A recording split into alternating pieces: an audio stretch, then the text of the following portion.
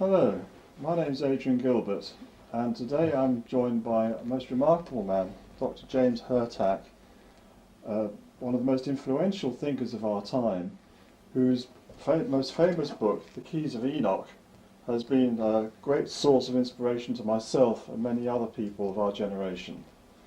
So, Dr. Hurtak, welcome. It's good to have you here. Thank you, Adrian. It's great to be with you, and I also acknowledge your important pioneering work in an area of mutual interest, the constellation Orion, Egyptology, and also what we consider to be the roadmap of ancient wisdom that can help us here in the 21st century understand a little bit more of our future. Well, thank you.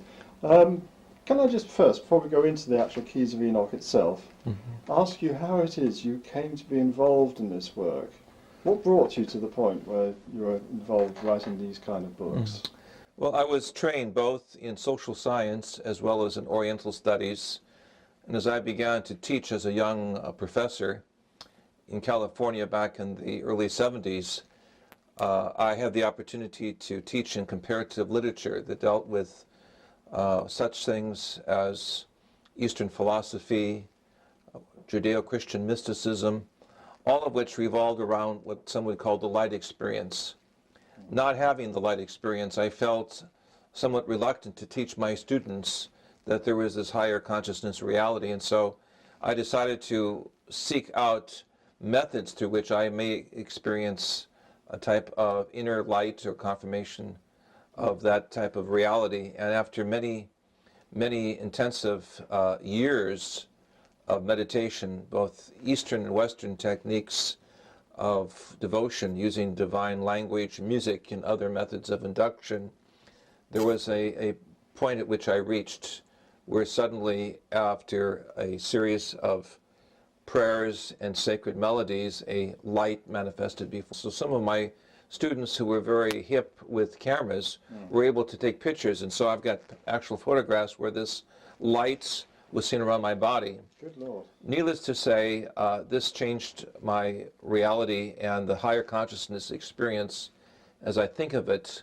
put me into a different dimension where I saw some very powerful signs, symbols, and realities which led to the writing of this book. I see. So this was all, if you like, as a result of this intensive study that you had done on these Eastern religions and chanting. Is this correct?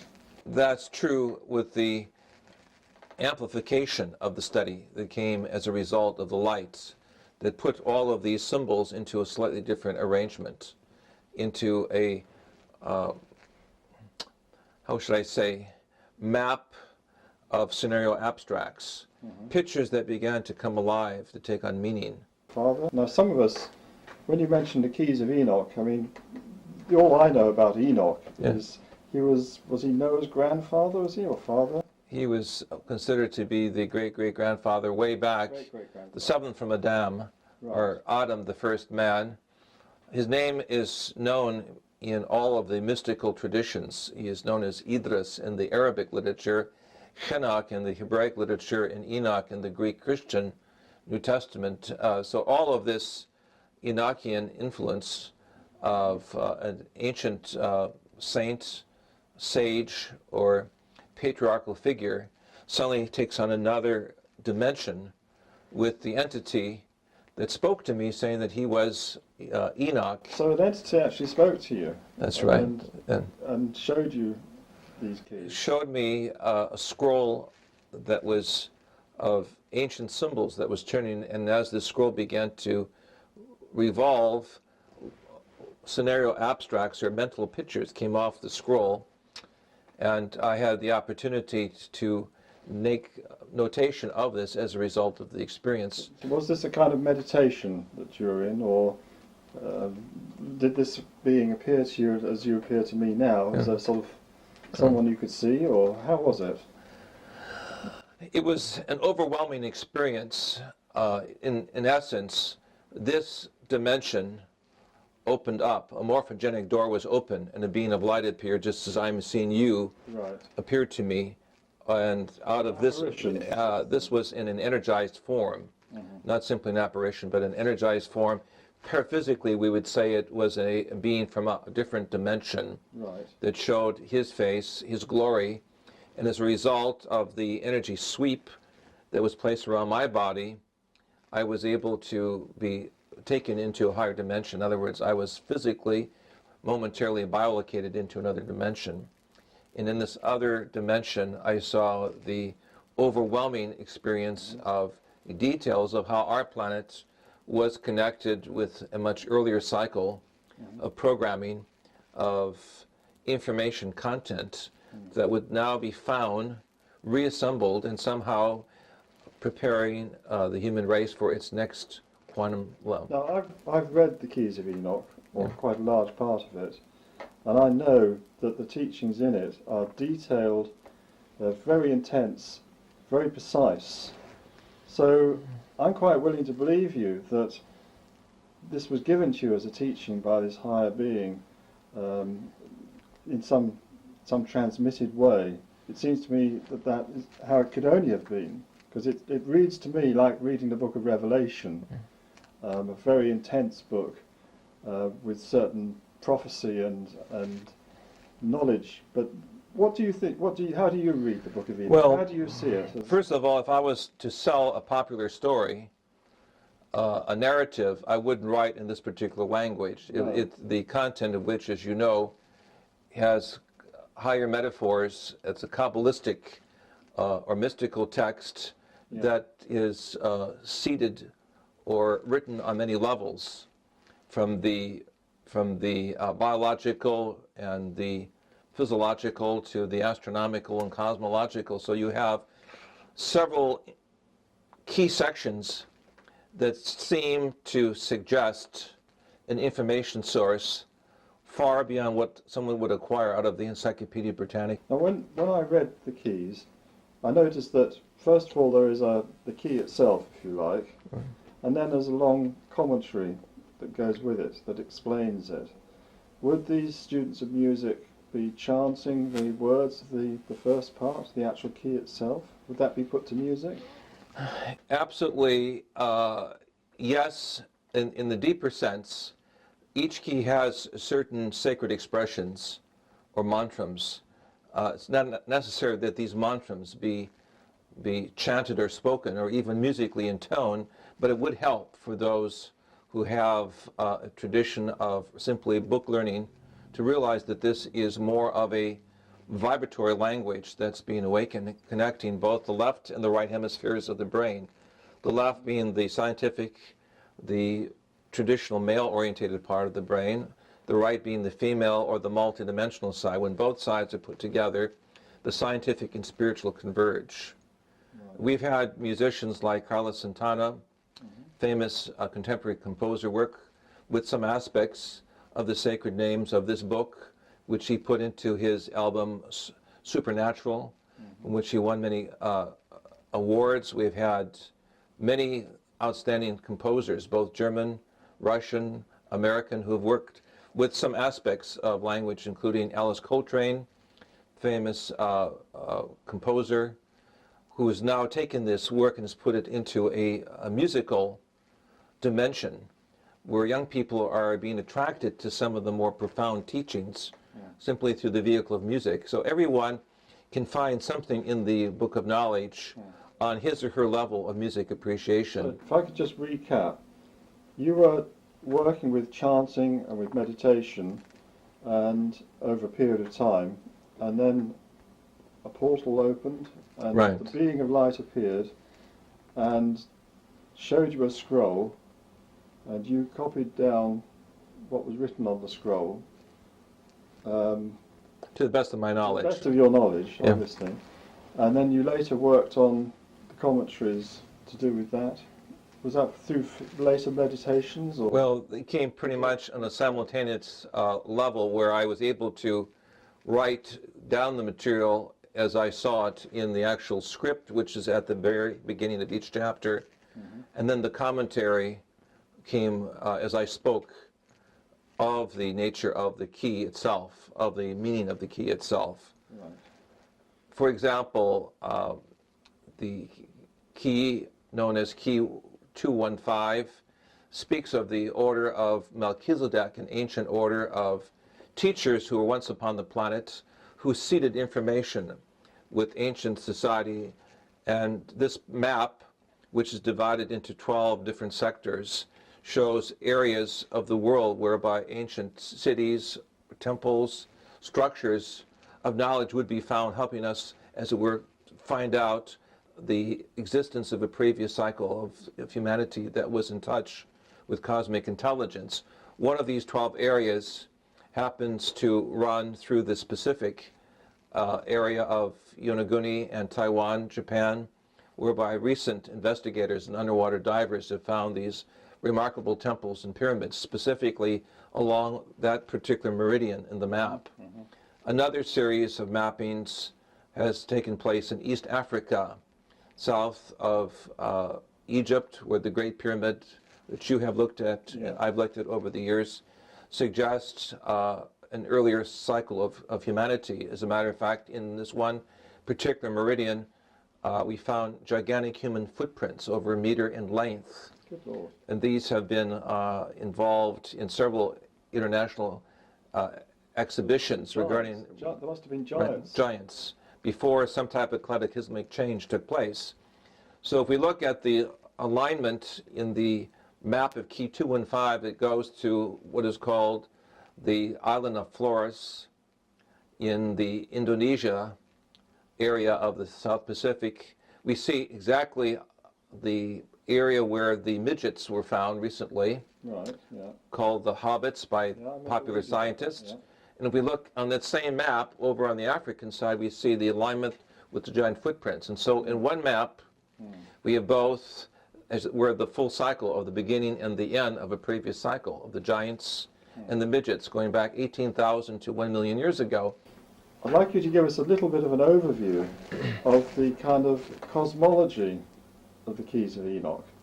How does it see creation? Where does this Earth fit in with the rest of the universe? Where do we come from? Who are we? Who created us? Does it give us clues on this? Very much so. The Book of Knowledge, Keys of Enoch, begin with this construct of the scroll of Esther from the Bible connected with the Great Pyramid of Egypt. I can just hold this up for our viewers to see. This scroll of Esther speaks of a report given to the Old Testament prophetess Esther, whose teachings, we are told, went out from Ethiopia to the gates of India. It gives us a ecumenical vision of several ancient societies that were connected with the architecture of the pyramids as a construct or a anthropological building block of history. And on the basis of this, the cosmology of the Keys of Enoch take us to a leap to our sister planet Mars, pointing out the existence also of pyramidal constructs, whether you call them natural or artificial, that exist in the Elysian Quadrangle as an example of the extension of the evolution of the human race that doesn't end with planet Earth. And from this point on, we have other sections of the book that teach us that we must look to the areas of the Pleiades and Orion to see these two major constellations in the heritage not only of Egypt, but also of the indigenous people of Africa in South America, as giving us a sign of the quote-unquote mothering civilizations or fathering civilizations that were behind the picture of evolution as we currently define it. That we as a human race, although we have been here some 4.2 million years according to the Leakeys in East Africa, come from a much earlier program of creation. They were seated in the stars, and we as cosmic beings have that potential now in putting together the pieces of history according to the Keys of Enoch to see a larger roadmap that will lead us back to Orion and the other constellations of what we will call a master or fathering universe. So, as I understand it, what you're saying is that the human genome, or some aspect of the human genome, was implanted on this planet from elsewhere. Right. Was this sort of like an extraterrestrial contact? What are we talking about here? We're speaking of the image of humanity reflected in both of us as something that begins in a higher moment of creation, through which what our scientists would call now the gravitational waves and what our scientists would call the superluminal waves of energy from the greater universe would somehow shape and pattern the genetic information that would be sent or targeted to this planet. In other words, we are a result of a type of panspermia, as the ancient Greeks would call it, a form of life that was already there in existence in higher creation, that was transported from a higher realm of intelligence, a higher genetic seed bank, if you will, to this planet. So this is like it says in the Bible that man is made in the image of God. This is something that is most profound in my short experience I had with this being of light. It was clear that there were beings of light that had our image, and we in turn had this mutual similitude. In other words, we were in fact walking into an evolving pattern that was not localized on this planet. And if we read the interconnectedness of all of these keys, it means that we are non-local, multidimensional beings, that our life is connected with intelligence throughout the universe. So there could be people like us on other planets. Is this what you're saying? Right. Like Homo sapiens, maybe not quite the same as us, but Cosmic cousins sharing, as it were, the same image-making capacity to think, to work with musical vibrations, and through the whole structure of vibratory physics, we would understand a higher consciousness that we are part of. And this consciousness would help reshape the pattern of our own genetics to the point that we could actually change or reprogram our own DNA, RNA, and take that great step into future society. Now in our Bible it talks about mankind falling. Somehow mankind sinned, transgressed against God, and therefore was put outside of the Garden of Eden. Does this fit in as well with what the keys have to say?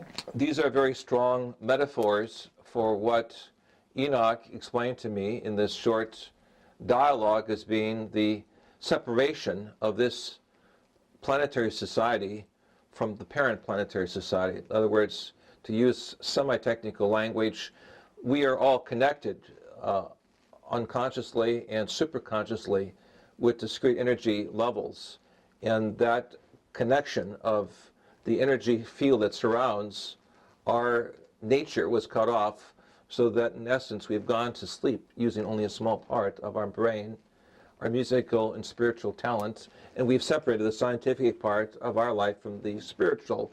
Now the time has come to put both together. Right. Does this connect with the Christian teaching of Jesus coming to the earth? This relates very strongly with the teaching of not only Jesus, but what we will call the cosmic Christ.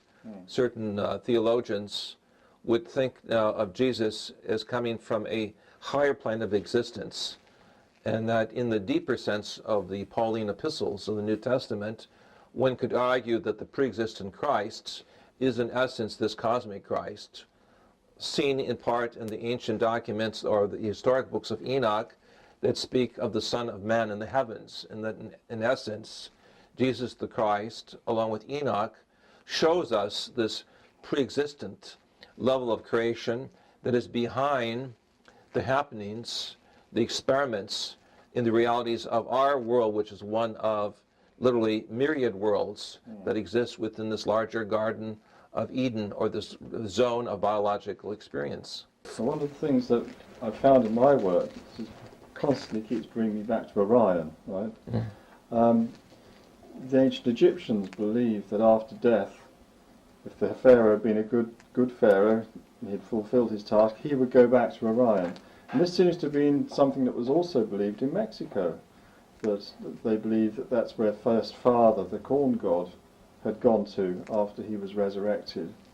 And I found also within the Christian tradition, read esoterically, a belief that seems to connect Jesus, the risen, ascending Jesus, again going back to Orion.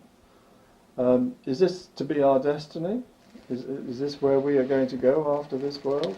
Well, there are so many myriad possibilities that it would be difficult to say that there's only one line of evolution that leads to the light. In fact, if you read carefully the New Testament, the nuance would be that the Holy Spirit works on many pathways. Mm-hmm. There are many pathways to the divine, but in practical reality, in terms of star maps, in terms of ancient astrophysics, there was in the book of Job this interesting statement that Kima and Kizil, Orion and the Pleiades are uniquely connected with the mothering of the experiment of the Adamic humanity upon this planet. And we find, as you have suggested, in other places such as Mexico and Guatemala, at El Mirador and Tres Zapotes and other places, pyramids that are uniquely connected with the constellation we call Orion.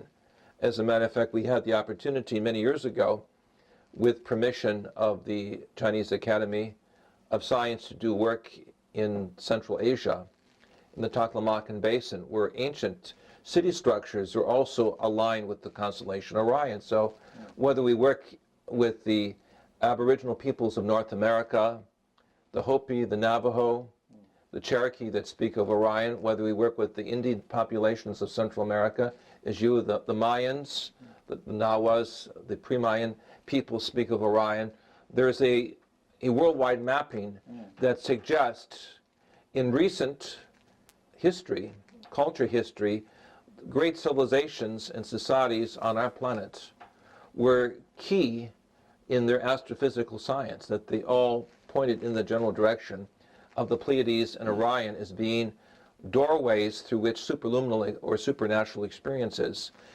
influenced the ancestry of these respective societies. I believe that it's not a simple matter of doing a cakewalk through the zodiac, where we have these interesting maps. We feed back through computers ancient doorways of knowledge, and somehow this two-dimensional, three-dimensional star map is going to take us into the glories of the next world. I believe this comes from the inner self developing its self-realization. With that, the love of the divine exemplified by Christ for humanity in the education of the soul, or nurturing of inner consciousness. Those of the Eastern traditions would call it the Buddha-like nature, or that of inner enlightenment, or the Sufi-like nature of inner mind exploration, to the point at which we realize that we are caretakers and custodians of the human experience. One of the things that struck me when I was reading through was the Keys seem to have a very jaundiced view about certain star systems and their influence, notably what you would call the Big Dipper, we would call the Plough, Yes. and the sort of northern stars, that somehow some malevolent influence has come from there to this planet. Is this true? This is correct. If we read carefully the nuances of the Keys, they speak also of the dialectic, or the competition that took place with Greek philosophers referred to as the archons. The fallen angels? The fallen angels, those beings that were represented by the Sufi Arabic star maps in the fashion of the dragon symbol, or even before them in the Chinese and the Eastern African symbols in terms of animals of a devouring nature. Right. And we have to be well aware of what is going on behind the scenes, where the world governments right now are working feverishly to prepare their respective societies for the possibility of extraordinary events, what some would call the return of the programmers, or the return of the gods, that if these beings do exist and the cosmic cultures do really come through at some point of future history, how would we be prepared for them? These archaic symbols tell us that we should be prepared to work with those who show compassion for all humanity, that bring us knowledge that's available to all scientists, irrespective of culture, that bring us, as it were, psychology and information that is consistent with the great prophets. As I read it, these fallen angels, or fallen masters, or whatever you want to call them, have an interest in promoting among the human race an idea that we have no higher possibility, that this is it. And using material science to collapse, as it were, the hope of the human race in its own future, and to skew through our own immaturity science to take a gradual drift towards self-destruction by being too mechanistic and too harmful, too object-orientated rather than human-orientated. Right. So the antidote, or the antithesis to that, is the true religion, if you like, to find the higher level of consciousness, and make contact with these higher beings of light. Would that be the right way of putting it? You could say that the message between the lines, and I'm saying this to those of you who are interested in this book, the Book of Knowledge, Keys of Enoch, is to realize each key keys us into a level of reality where we become conscious of taking greater responsibility, taking greater care for ourselves and others, and realizing that the inner kingdom must blossom or come first before the external kingdom or external reality. So for the newcomer coming into this book for the first time, what should be their approach? Should they just read it and think about it, or how should they approach such a work? Well, the Academy for Future Science is set up as an educational fellowship and foundation, and we provide a whole host of music CDs, cassettes, visual levels of experience, DVDs, films, and groups that meet together on a rather systematic basis to make the evaluations. And if I as a researcher or worker or reader of the book, could I hope to have an equivalent experience to yourself with a being of light? Or is this something that's very rare, perhaps unique? I would say that everyone has the opportunity to have a taste of honey, to feel the great wisdom speak within their heart, mind, and soul.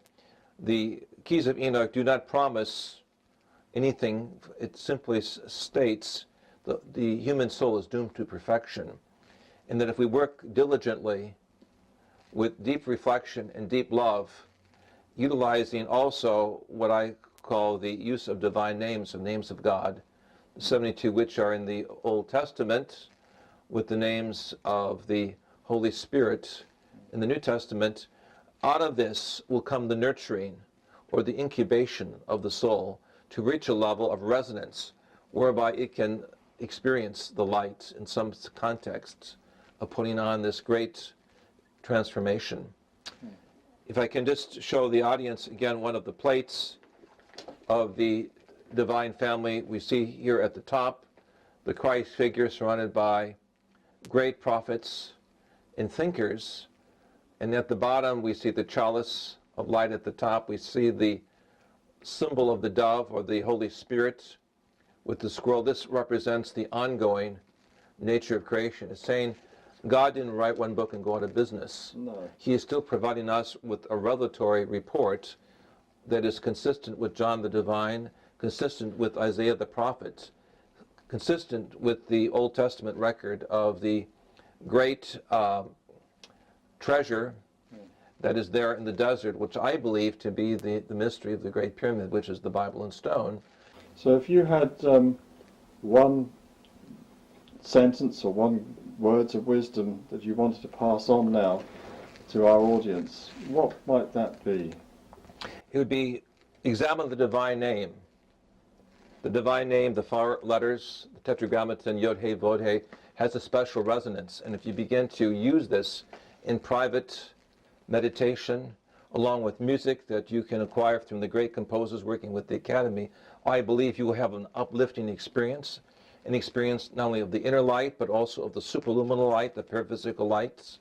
And with this greater gladness and joy, with happiness in your heart, what I call the smile of your heart, and the vision of the Godhead, or the vision of what the ancients called in the Greek ad astra, to the stars, of realizing that we ultimately will connect truly with cosmic civilization in our lifetime. Let us go forth to reclaim our divine citizenship our cosmic citizenship, our way with the love of God. Dr. Hurtak, thank you very much indeed. Thank you.